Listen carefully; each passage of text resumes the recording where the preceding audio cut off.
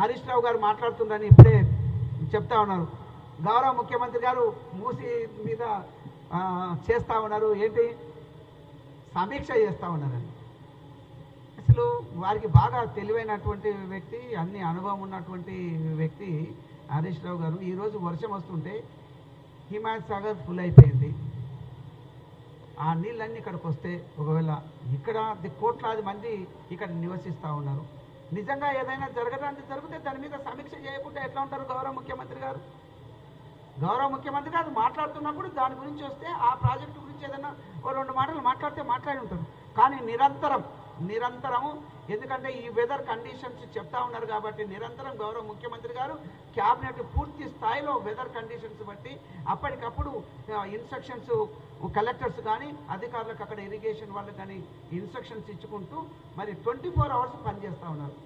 ఇది ఇప్పుడు ఏదో ఎలక్షన్స్ రాబోతున్నాయి కాబట్టి దాని మీద ఏదో మాట్లాడాలని చెప్పేసి రాద్ధాంతం చేసి మాట్లాడుతున్నాయి తప్ప ఇది ఖచ్చితంగా చేస్తున్నారు. నిన్న ఎక్కడో చెరువు గండి పడ్డది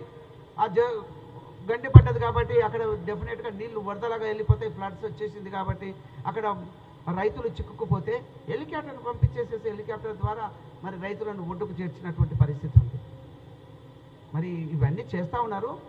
గౌరవ ముఖ్యమంత్రి గారు ఊరికనే కూర్చోలేదు, నిరంతరం యంగ్స్టరు ఓపిక ఉంది, తెలివి ఉంది, అనుభవం ఉంది. మోర్ పర్టికులర్గా ఏంటిదంటే బీద ప్రజలకు రైతులకు మేలు చేయాలనే ఇంటెన్షన్ తోటి ఉన్నారు కాబట్టి ఖచ్చితంగా 24 అవర్స్ గౌరవ ముఖ్యమంత్రి రేవంత్ రెడ్డి గారు అదేవిధంగా క్యాబినెట్ కూడా అందరు మంత్రులు బాగా పనిచేస్తూ ఉన్నారు.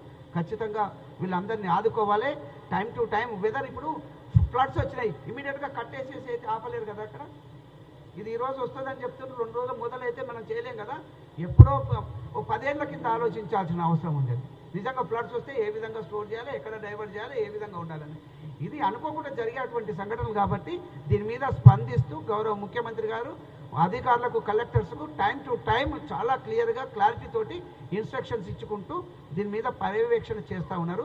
వారు ఏరియల్ సర్వే కూడా వెళ్తామన్నారు. మరి ఇప్పటికి నేను ఎందుకంటే ఈ మీటింగ్లో ఇక్కడ వినతి పత్రాలు తీసుకుంటున్నాను, నాకు తెలియదు అక్కడికి కూడా వెళ్ళి ఉంటుందని చెప్పేసి నేను భావిస్తూ ఉన్నాను.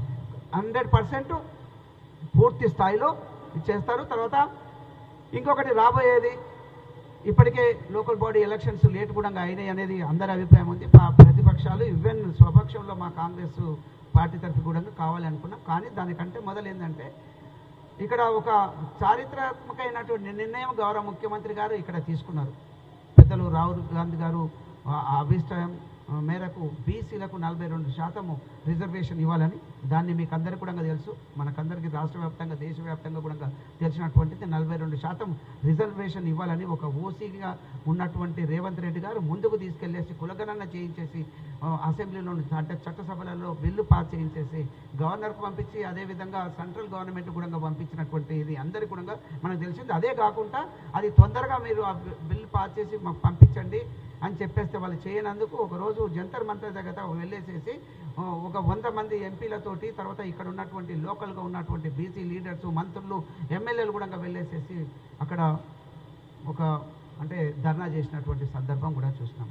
అయినా కూడా స్పందిస్తలేరు కాబట్టి మరి నేను అనుకుంటాను, నేను చెప్పేటువంటిది కాదు కానీ ఒక మాట మాత్రం ఏంటంటే ఇక్కడ ఈ పార్టీ పరంగానో లేకపోతే ఎలక్షన్ తొందరగా కావాల్సి ఉంటుంది, కోర్టు డైరెక్షన్స్ కూడా ఉన్నాయి కాబట్టి మరి ఎలక్షన్కి మొదలు మరి పార్టీ పరంగా కానీ ఏదైనా కూడా గౌరవ ముఖ్యమంత్రి గారు అదేవిధంగా పెద్దలు పిసిసి అధ్యక్షులు మహేష్ గౌడ్ గారు ఈ నిర్ణయాలు తీసుకొని మరి ఆ ఎలక్షన్ కూడా వెళ్తారని చెప్పేసి సందర్భంగా నేను భావిస్తున్నా. ఎందుకంటే ప్రతిపక్ష వాళ్ళు ఈరోజు మాట్లాడుతున్నారంటే లోకల్ బాడీ ఎలక్షన్స్ వస్తున్నాయి కాబట్టి ఏదో హంగామా చేసి వెళ్దామని చెప్పేసి ప్రయత్నం చేస్తున్నారు తప్ప వేరొకటి కాదని చెప్పేసి సందర్భంగా తెలియజేస్తూ మరి ఒక కార్యక్రమం నిజంగా నాకు చాలా హ్యాపీయెస్ట్ ఏంటిదనంటే ప్రతి నిత్యం కూడా ఒక ఎమ్మెల్యే, ఎంపీ కానీ లేకపోతే ఒక చైర్మన్ కానీ లేకపోతే మంత్రి ఈ స్థాయిలో మరి ఇక్కడ ఈ వినతి పత్రాలు తీసుకొని వీటి మీద స్పందించి మరి ఎవరికైతే వినతి పత్రాలు ఇస్తుందో వాళ్ళకు న్యాయం జరిగే విధంగా చూస్తున్నటువంటి ఈ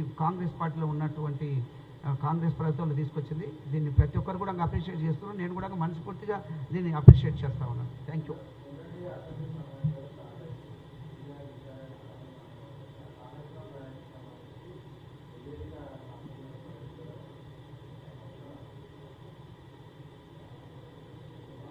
అది ఇది కామెంట్ చేయడం బాగుండదేమో, రావాల్సింది ఎప్పుడైనా కూడా అంత అనుభవం ఉన్నటువంటి వ్యక్తి మరి ప్రతిసారి కూడా గౌరవ ముఖ్యమంత్రి గారు మంత్రులు కూడా మీరు వచ్చి మాట్లాడండి, మీకున్న అటువంటి అనుభవం నిజంగా మంచిదైనట్లయితే మేము స్వీకరిస్తాం, దాన్ని అనుసరిస్తాం, చేస్తామని చెప్పినా కూడా ఏ రోజు ఒకసారి ఎప్పుడో కనిపించినట్టున్నారు.